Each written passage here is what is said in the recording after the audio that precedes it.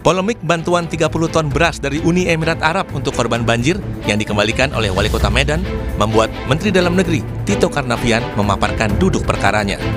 Tito bilang bantuan itu bukan berasal dari pemerintah Uni Emirat Arab, melainkan dari The Red Crescent atau semacam Palang Merah Indonesia.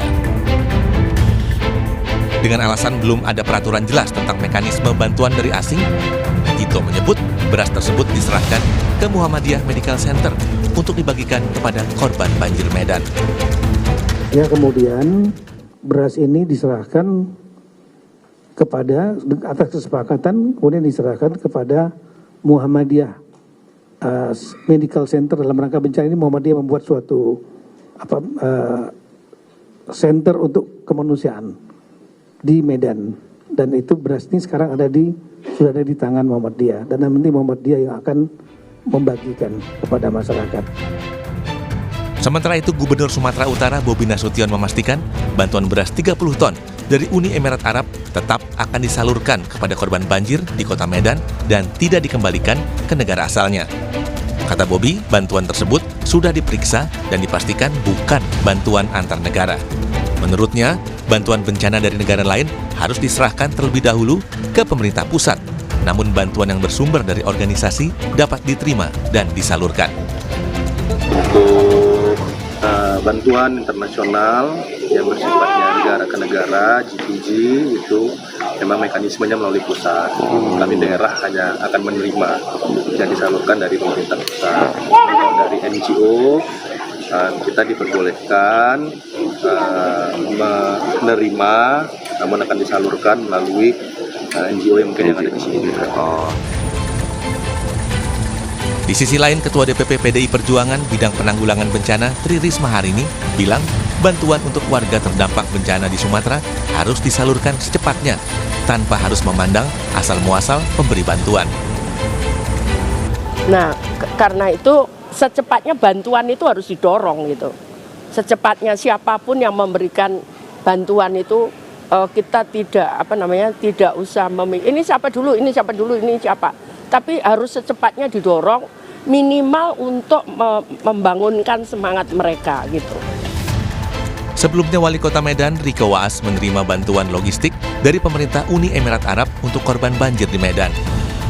Bantuan diserahkan langsung Wakil Duta Besar Uni Emirat Arab di Posko Bantuan Bencana Kota Medan. Namun Pemkot Medan memutuskan mengembalikan bantuan itu. Wali Kota Medan bilang keputusan itu diambil setelah pihaknya berkoordinasi dengan Badan Nasional Penanggulangan Bencana. Tim Liputan Kompas TV.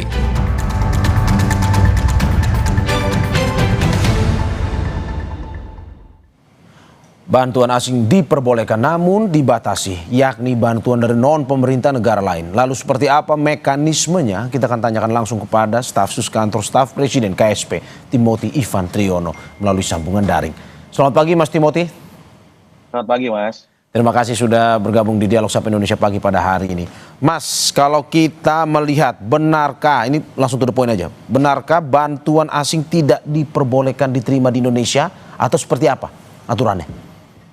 Ya, tentu kita juga harus bedakan terlebih dahulu ya antara bantuan asing yang diberikan oleh pemerintah dalam arti G2G dan juga bantuan asing yang diberikan oleh lembaga internasional itu. Nah, sebetulnya kalau untuk bantuan dari negara asing dalam arti pemerintahnya, memang kan kebijakan dari Bapak Presiden yang sudah berulang kali disampaikan oleh Pak Mensesnek, berulang kali disampaikan oleh Pak Menlu bahwa Indonesia saat ini masih sanggup untuk menangani bencana sehingga kami belum menerima bantuan dari negara asing ya. Tetapi pada prinsipnya begini, persoalan penerimaan bantuan asing ini kan diatur oleh 3 aturan ya, diatur oleh 3 dasar hukum. Pertama adalah Undang-Undang Nomor 24 Tahun 2007 tentang penanggulangan bencana, lalu ada PP Peraturan Pemerintah Nomor 23 Tahun 2008. Dan juga ada peraturan BNPB nomor 6 tahun 2018 yang mana di situ sudah dijelaskan dengan detail mekanismenya lalu juga prosesnya gitu ya. Pertama memang yang dipersyaratkan adalah harus ada pernyataan dari pemerintah pusat bahwa bencana itu adalah bencana nasional dan juga harus ada pernyataan dari pemerintah bahwa pemerintah pusat itu membuka bantuan asing. lalu baru dari para negara sahabat ini mengajukan usulan bantuannya apa, lalu dari usulan itu dikaji, dinilai oleh BNPB dan juga Kemenlu, lalu baru diverifikasi apakah bantuan tersebut sesuai dengan apa yang kita butuhkan. Nantinya bantuan itu memang diserahkan langsung ke posko nasional dan lalu posko nasional yang mendistribusikan di posko penanganan bencana di tingkat daerah. Pemerintah negara luar tidak boleh ataupun sama sekali tidak bisa diterima ya bantuannya, tetapi hanya lembaga internasional, begitu seperti maksudnya? Betul, selama ini pemerintah belum menerima bantuan dari pemerintah negara sahabat begitu. Tapi kalau lembaga internasional misalkan seperti yang terjadi di Medan itu, kan itu ternyata dari Red Crescent ya atau Bulan Sabit Merah semacam PMI-nya, yang mana itu adalah non-government organization. Nah itu sudah disalurkan dan tidak ada masalah, meskipun sempat ada dinamika ya, tapi kan akhirnya bantuan beras itu sudah bisa diterima oleh Muhammadiyah dan sudah tersalurkan dengan baik kepada masyarakat terdampak bencana di sana. Begitu. Tapi Mas, kalau kata Mendagri kemarin, bantuan lembaga internasional pun ada batasnya sebenarnya. Batasnya seperti apa? Ya, sebetulnya tidak ada batas yang konkret ya.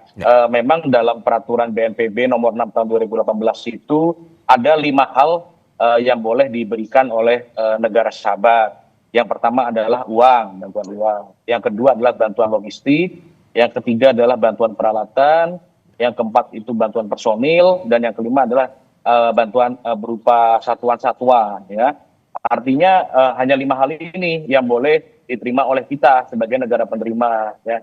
Bantuan uang ini pun nanti harus dikaji oleh BNPB terlebih dahulu, diverifikasi oleh BNPB bersama Kementerian Luar Negeri dan juga Kementerian Keuangan. Lalu bantuan logistik pun juga harus ditinjau dulu oleh pemerintah apakah bantuan logistik tersebut sudah sesuai dengan yang dibutuhkan oleh negara. Ambil contoh misalkan bantuan obat-obatan. Di dalam peraturan itu dipersyaratkan bahwa obat-obatan dari negara sahabat yang akan diberikan kepada Indonesia itu expired date-nya itu sekurang-kurangnya minimal 2 tahun. Sejak 2025, artinya expired date 2027 lah yang bisa diterima di Indonesia. Jadi ada limitasi seperti itu, bukan berarti kita membatasi negara sahabat, oh kamu nggak boleh nyumbang ini, itu bukan. Tetapi memang ada aturan dasar hukumnya yang mana hanya 5 hal yang diperbolehkan diterima oleh Indonesia, dan tentu ada ketentuan-ketentuan teknis dan ketentuan-ketentuan detail lainnya yang menjadi dasar atau acuan bagi BNPB dalam menetapkan itu. Tetapi sekali lagi, pemerintah Indonesia sudah berulang kali ditegaskan oleh Bapak Presiden bahwa kita saat ini sedang bekerja sangat keras dan kita masih mampu menangani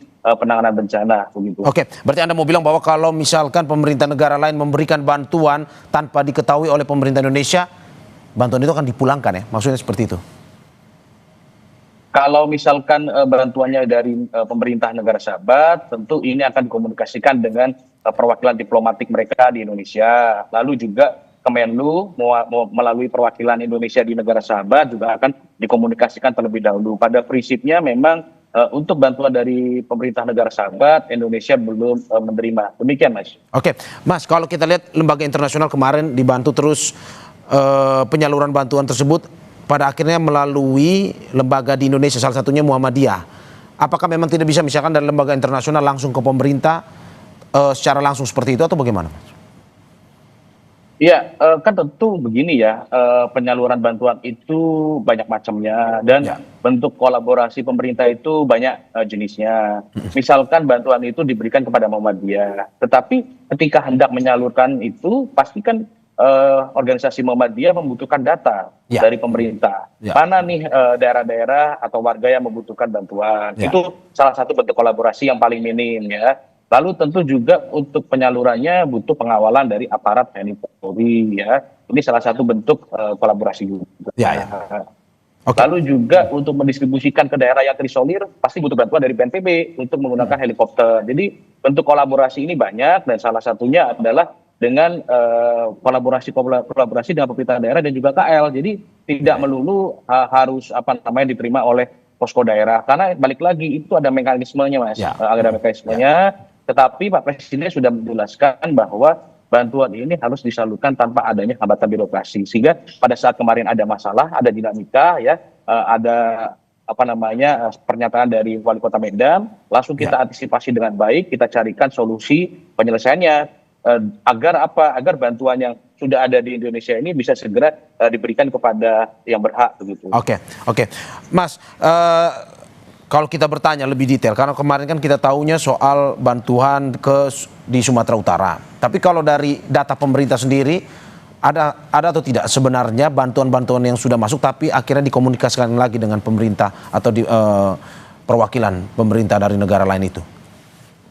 Kalau hal detailnya tentu saya harus cek lagi ya, lebih dalam. Tetapi pada prinsipnya kan Sumatera Utara ini menjadi contoh ya bahwa bantuan dari lembaga internasional itu juga bisa disalurkan tentu dengan mekanisme khusus, tentu dengan komunikasi yang intens. Ya. Artinya apa? Jangan sampai lembaga internasional ini juga mendapati hambatan birokrasi. Jangan sampai niatnya membantu malah kita repotkan kan begitu. Itu komitmen sudah jelas. Tetapi pada prinsipnya begini, semua bantuan ini tetap harus dimonitor, tetap harus dikanalisasi ya, supaya tidak terjadi peristiwa yang tidak kita inginkan. Misalnya nanti bantuannya tidak tepat sasaran. Lalu yang kedua mungkin nanti ada peristiwa rebutan ya di masyarakat. Lalu juga nanti tentu ada peristiwa mungkin bantuannya diberikan sudah expired atau apa. Nah itu kan perlunya dari pemerintah untuk melakukan monitoring dan juga verifikasi gitu. Oke.